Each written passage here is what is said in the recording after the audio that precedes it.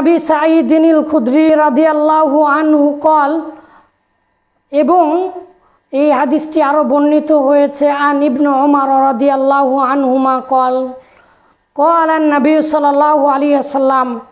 আবু সাঈদ খুদরি হতে বর্ণিত, তিনি বলেন, আব্দুল্লাহ ইবনে ওমর হতে বর্ণিত, তিনি বলেন, আল্লাহ রাসূল সাল্লাল্লাহু আলাইহি ওয়াসাল্লাম বলেছেন, তাসাহারু, তোমরা সাহরি করো, ফা ইন্না ফিস সাহুরি বারাকাতান,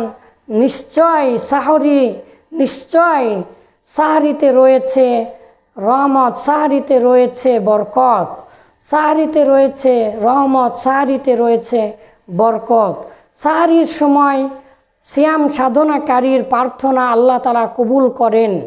অপর হাদিসে এসেছে, আস-সাইমু লা তুরাদ্দু দাওয়াতুহু, সিয়াম সাধনাকারীর প্রার্থনা, সিয়াম সাধনাকারীর দোয়া ফেরত দেওয়া হয় না। তিনি যে দোয়া করেন আল্লাহ তাআলা সে দোয়াই কবুল করেন, তাই এই সময়ে বরকত নাজিল করেন মহান আল্লাহ তাআলা। অপর এক হাদিসে রাসূলের মাধ্যমে আরও বলে দিচ্ছেন যে, ইন্নাল্লাহা ওয়া মালাইকাতাহু ইউসাল্লুনা আলাল মুতাসাহহিরিন, যে আল্লাহ তাআলা নিজে রহমত নাজিল করেন, ওয়াল মালাইকাতাহু, আর আল্লাহ তাআলার ফেরেশতারা প্রার্থনা করতে থাকে, দোয়া করতে থাকে, আলাল মুতাসাহহিরিন, যারা সাহরি খায় তাদের জন্য, তাদের উপরে ফেরেশতা মণ্ডলী প্রার্থনা করতে থাকেন যে আল্লাহ তাদেরকে ক্ষমা করে দিন, আল্লাহ তাদের উপরে রহমত নাজিল করেন, আর আল্লাহ তাআলা নিজে রহমত নাজিল করতে থাকেন।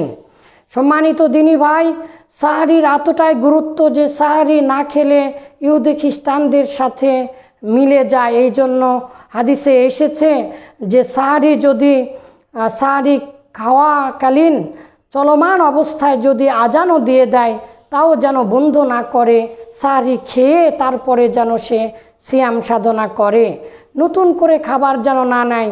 কিন্তু আজান দেওয়ার পরেও খাওয়ার কথা পাওয়া যায় হাদিসে, এতটাই গুরুত্ব।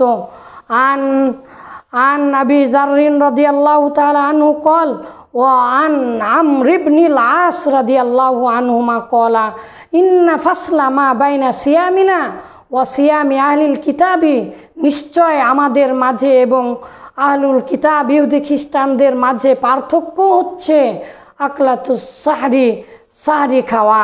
তারা সাহরি না খেয়েই সিয়াম সাধনা করে, রোজা থাকে, তারা রোজা থাকে, আর মুসলিমেরা সাহরি খেয়ে সিয়াম সাধনা করে। আল্লাহ তাআলা আমাদেরকে সবাইকে সাহরি খাওয়ার তৌফিক দান করুন, এবং সেই সময়ে যেহেতু দোয়া কবুল হয় আমরা দোয়া যেন করতে থাকি, আল্লাহ তাআলার কাছে এই তৌফিক দান করুন।